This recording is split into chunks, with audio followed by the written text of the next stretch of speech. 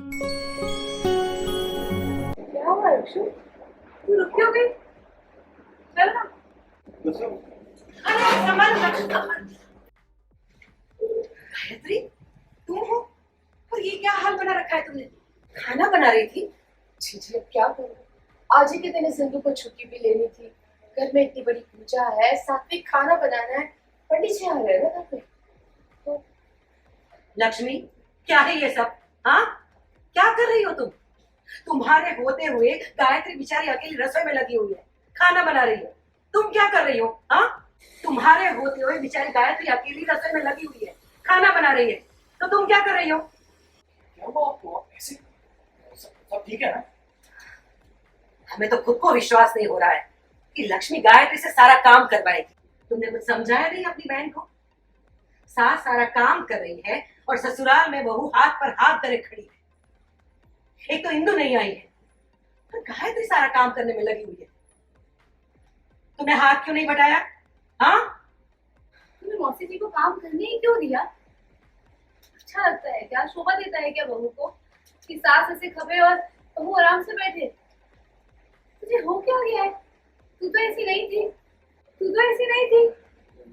ऐसी है, पहले से ऐसी है। मुझे सुनाने में किसी ने कसर नहीं छोड़ी। अब देख लिया ना अपनी आंखों से, और ऊपर से सीना जो। काम चोरी जैसा शब्द लक्ष्मी के लिए नहीं है। काम चोरी जैसा शब्द लक्ष्मी के लिए नहीं है। आप सब में से किसी ने भी लक्ष्मी को ऐसे हाथ में था जो आज बैठ जाएगी। ये सब डेकोरेशन जो आप लोग देख रहे हैं ना, ये लक्ष्मी ने रात भर जाग के किया है, अकेले। आप सब में से कोई कर सकता है ये? तो फिर आंटी की हेल्प क्यों नहीं की इसने किचन में? सारे डेकोरेशन से ज्यादा इम्पोर्टेंट तो भोग लगाना होता है ना, इसे वो करना चाहिए था। बट नहीं, आपको तो लगा था लक्ष्मी मंगल की तरह पूरे घर को संभाले। मंगल ने ट्रेनिंग दी तो मंगल जैसा ही सारा काम करेगी, लेकिन इसने तो आते ही अपना अमंगल रूप दिखा दिया। और ये देखिए, वैसे गरीब घर की लड़कियां ना ऐसी होती है, ऊंचे खानदान में घुसने के लिए पहले भोली बनती है, फिर सीधी बनती है, और फिर न जाने। संजना देवी, अपना ज्ञान हमें देने की कोई जरूरत नहीं, सब पता है हमें। और ये ना, जो अपनी नजर दूसरों पे रखती हो ना, इसकी बजाय खुद पे रखोगी तो ज्यादा बेहतर होगा। इतनी अक्ल नहीं है तुमने कि घर में पूजा है, इतने मेहमान आए हैं और सबके बीच में इस तरह से अपनी बहू की बेइज्जती करना, बुराई करना, घर की बुराई होती है।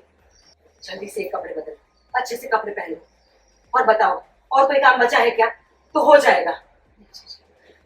और सब यहाँ पे क्यों खड़े हैं? चलिए जाइए, सब अपना अपना काम कीजिए। बात खत्म हुई, चलो भाई। और हाँ, सबको यहाँ खड़े रहने की कोई जरूरत नहीं है, सब लोग जाओ अपना काम करो। ये क्या किया तुमने? सबकी खरी खोटी सुनवाने के लिए इसकी शादी करेगी? और तू तो बड़े बड़े सपने देख रही थी, मेरी लक्ष्मी ऐस करेगी। यहाँ तो फौज की तैयारी हो रही है, इसके ससुराल वाले तहस महस हुए घूम रहे हैं। सच्ची दीदी, मुझे तो लगता है ना कि गायत्री आंटी को ये लक्ष्मी बिल्कुल नहीं पसंद, और यहाँ पर कुछ बहुत बड़ी गड़बड़ चल रही है।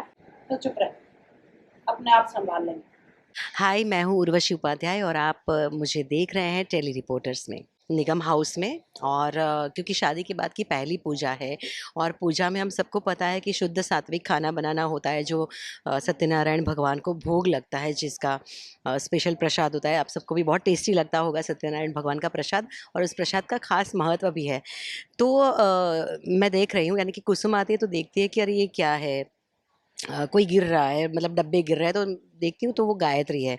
तो मैं बड़ा दुखी हो जाती हूँ कि ये क्या है, बहू घर में है, इतने सारे नौकर चाकर सब होने के बावजूद गायत्री ऐसी पसीने से लथपथ है, खाना बना रही है, इतना काम कर रही है। तो मैं गुस्सा हो जाती हूँ कि लक्ष्मी के ऊपर, कि शर्म नहीं आती, तुम्हें समझ में नहीं आता कि बहू काम करना चाहिए, हाथ पे हाथ धर के बैठी है। तो उसको सेम जैसे मंगल की तरह ही मैं उसको डांटती हूँ, और मंगल को भी डांटती हूँ कि क्या तुमने अपनी बहन को समझाया नहीं कि इतना काम करना चाहिए एंड ऑल।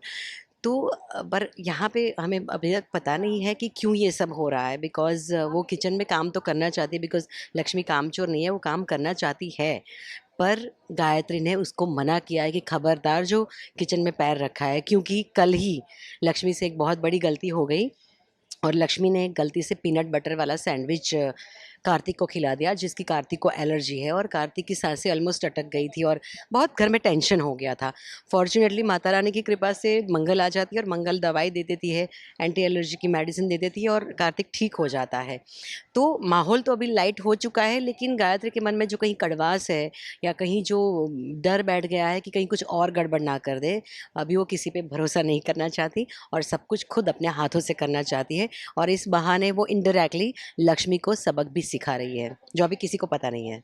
आगे ये बात बढ़ने वाली है क्योंकि देखो छुपाया नहीं छुपती और वो छुपाना चाहती भी नहीं है। गायत्री इस बात को सामने तो लाना चाहती है, लेकिन अलग तरीके से लाना चाहती है, ऐसे तरीके से लाना चाहती है कि जहाँ पे लक्ष्मी के ऊपर सारी शक की उंगलियां आ जाए, लक्ष्मी गुनहगार साबित हो या लक्ष्मी के ऊपर उसका जो एक डर है या वो कुछ सोच रही है, ऐसी कुछ चीज़ें बाहर आए।